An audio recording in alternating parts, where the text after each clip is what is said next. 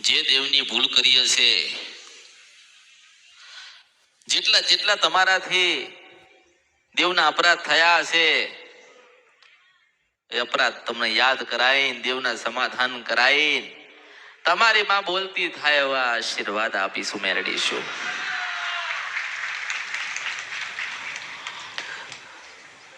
જેટલી ધીરજ રાખશો, મારા પ્રત્યે જેટલો વિશ્વાસ રાખશો, જેટલી ધીરજ રાખશો, મારા પ્રત્યે જેટલો વિશ્વાસ તમે રાખશો, અમૃતની મેલડીની સાચી ઓળખાણ કે અમૃતની મેલડી છું. દરેકના ઘરે મેલડી પૂજાતી હોય, દરેક મેલડી પ્રત્યે આસ્થા ધરાવતા હશે, આસ્થા રાખતા હશે.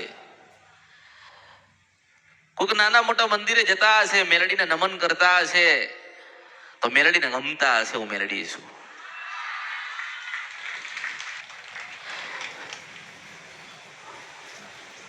તમારે ગુરુદેવીની ભક્તિ કરજો, ભરપૂર ભક્તિ કરજો.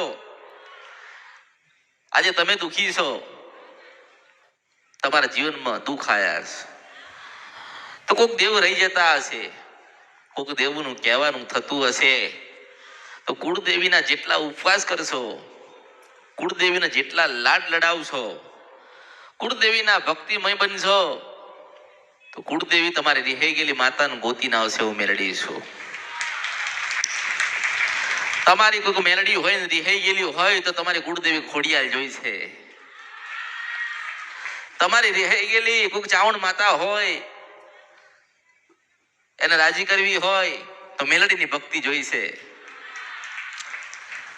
એક દેવ બીજા દેવને ભલામણ કરતું હશે, મને દીવો મળ્યો, મારી ભક્તિ થાય છે, કાલ તારી થશે.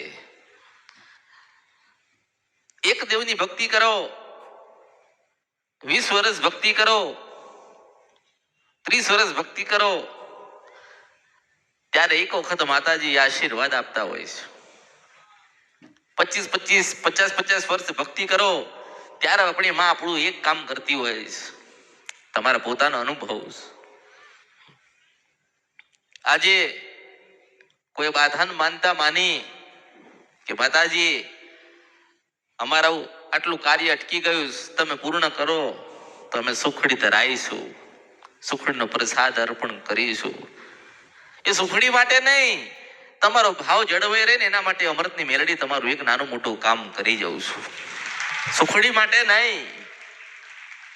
એમ તો તમે તમારી ખોડિયાલ કે કાળકા કે મેલડીને સુખડી અર્પણ કરતા હશો, એને કદાચ ના કર્યું, કઈક ગુના થઈ ગયા હશે ને કદાચ નહીં કર્યું હોય, મારા ગુના કર્યા નથી તમે, એટલે એક ને 1000 કામ હું અમૃતની મેલડી તમારા કરું.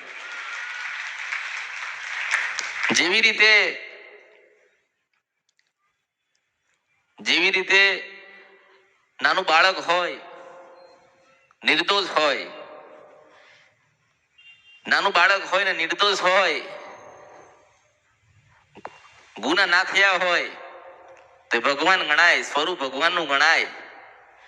તો એવી જ રીતે આજે તમે માતાજીના કઈ ગુના કર્યા હોય તો અપરાધી કહેવાય. એટલે આપણી માતાજી બોલતા, આપણે ગમે તેટલી અરજી કરીએ છીએ તો સાંભળતા નથી. તમારા વડીલો કદાચ તમારા માટે કઈક ઘર મૂકીને ગયા હોય, કઈ મિલકત મૂકીને ગયા હોય, કોઈ સંપત્તિ મૂકીને ગયા હોય, તો મિલકતના ધણીના હકદાર તો તમે છો ને. તો પૂર્વજો કદાચ કોઈ શિકોતરના પૂજ્યા વગર ભગવાનના ઘેર ગયા તો જવાબદારી તમારી થાય હું મેલડી છું આ કળિયુગમાં. કોઈ ઘર એવું બાકી નથી કે શિકોતર ના હોય, ને કોઈ ઘર બાકી એવું નથી કે કુળદેવી ના હોય. દરેકના ઘરે કાંઈક ને કાંઈક શિકોતર બેઠી હશે ને કાંઈક ને કાંઈક કુળદેવીના દીવા થતા હતા. આજે માનો કે નવું 20-25 વર્ષથી કોઈ બીજા દેવની ભક્તિ લાગી અને આપણે કુળદેવીથી અલગ થયા. દીવા 10 કરો પણ સાચો દીવો ઓલવાય નહીં ને, એનું ધ્યાન રાખીને કરજો મેલડી છું. 1000 મંદિરે જજો પણ આપણા ગામડે આપણી કુળદેવીને ખોટું લાગે ને કુળદેવી રહી ના જાય ને એવા મંદિરે જશો ને એવું મેલડી છું. પેલી પૂનમ ભરો તો આપણી કુળદેવીને ભરજો, પેલો મંગળવાર કરો તો આપણી કુળદેવીનો કરજો.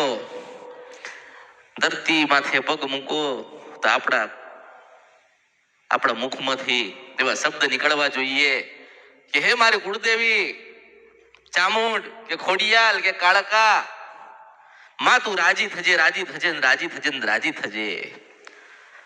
દિવસ પડ્યો, દિવસ થયો એટલે જીવનની શરૂઆત થશે કે આખા દિવસ દરમિયાન તમારાથી ખોટું બોલાતું હશે,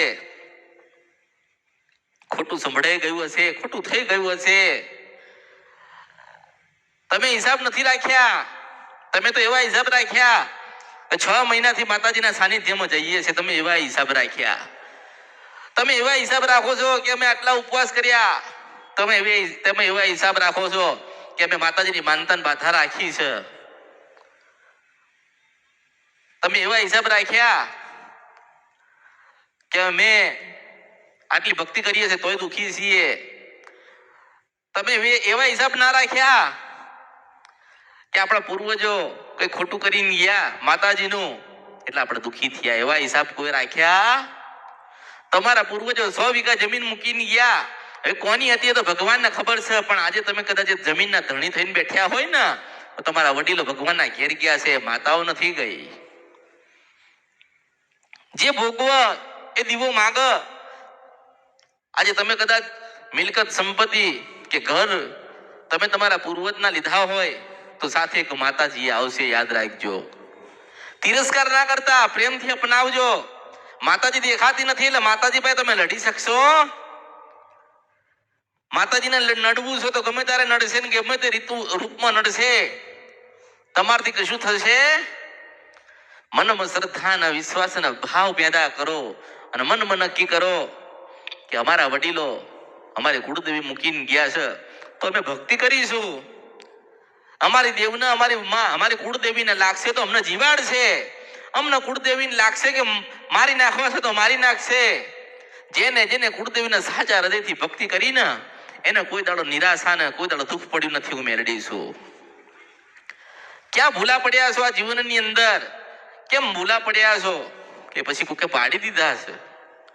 જેને જે બતાવ્યું એ કર્યું. હવે હું કહું છું કે તમારા પૂર્વજો કરીને ગયા ને એ જ તમે કરજો. તમારા પૂર્વજો જો કદાચ તમારી કુળદેવીને નિવેદ કરીને ગયા હોય તો તમે નિવેદ કરજો. તમારા પૂર્વજો 3 દીવા કરતા હતા તો 3 દીવા કરજો, ચોથો કરતા નહીં. તમારા પૂર્વજો ગામડે જઈને નિવેદ કરતા હતા તો તમે ગામડે જઈને કરજો. તમારા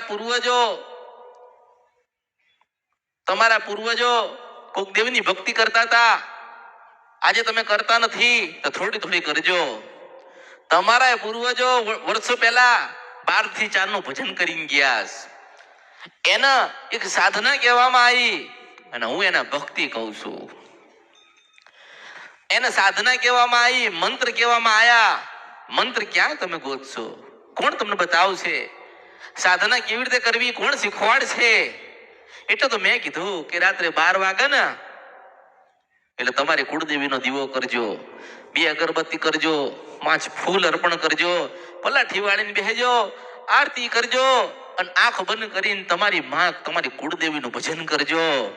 એક દાડો તમે બેઠ્યા છો ને તમારી માં તમને દર્શન દેશે. મેરડી એવા આશીર્વાદ આપું છું. કોઈ દુઃખની મટાડ, દુઃખની મટાડ, કોઈ દુઃખની મટાડ. દુઃખ મટાડશે ને તો આપણી ખોડિયાલ મટાડશે. દુઃખ મટાડશે તો આપણી જનતા, આપણી મેલડી બેઠી છે, મટાડશે. કોકે ચોખ્ખી કીધી ને કોકે મેલી કીધી. મેલડી એટલે મેલડી. કોઈ ઉગતા પોરની મેલડી પૂજતું હોય તો એનો ભાવ એના પ્રત્યે હોય. કોઈ મશાણી મેલડી પૂજતું હોય તો એનો પ્રત્યે એનો ભાવ એવો હોય. તમે ભક્તિ કરો છો પણ કેવી ભક્તિ કરો છો એ નક્કી કરો ને. સ્વાર્થ, લોભ અને લાલચ જે ભક્તિ કરવામાં આવશે ને એના કામ થશે. એને જ્ઞાન નહીં મળે.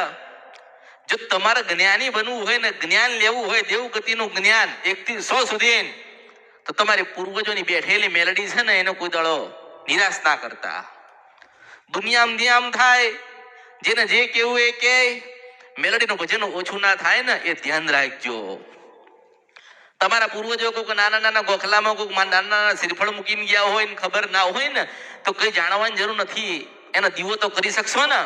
એને દીવો કરીને એને કહેજો કે માં આ ગોખલામાં કોણ બેઠેલું કોને ખબર, અમે તારો દીવો કરીએ છીએ અને તું જાગતી રહેજે, તું રાજી રહેજે અને કંઈક માં તારા દર્શનનો લાભ હાલજે, કંઈક માં જીવનમાં ભૂલા પડ્યા હોય તો માર્ગ બતાડજે. તો કેવા આવે કે હું શિકોતર માતા હતી, કેવા આવશે માતાજી બોલસ, એવું નહીં. તમારા પૂર્વજો ભગવાનના ઘેર ગયા, જીવ પેલી મશાણી મેરડી લોકોના મઠોમ બેઠી છે, મને ઓળખો ને તો જ ઓળખાય. એમના જેવી ભક્તિ થતી નથી. એમની અંદર જે ભાવ હતો ને તમારામાં ભાવ આવતો, અત્યારે ભાવ જ નથી. બસ કામ કામ કામ કામ. પેટમાં દુખ્યું એટલે માતાજી બસ સારું કરો, પગમાં દુખ્યું તો કે માતાજી સારું કરો. બસ આજે અહીંયા આયા છીએ એટલે માતાજી અમને મળે, અમને ચાર વાતો કરે, અમને સમાધાન બતાવે એટલે અમે સુખી થઈ જઈએ. જે એવા ભાવથી આયા છે તો કોઈના કામ થશે. મારે હજારો ને લાખો માણસોની જરૂર નથી. એ હજારો ને લાખો માણસ હશે ને એમાં એક કે બે કે 10 કે 50 એટલા જ ભાવિક મારા મેરડી ના હશે.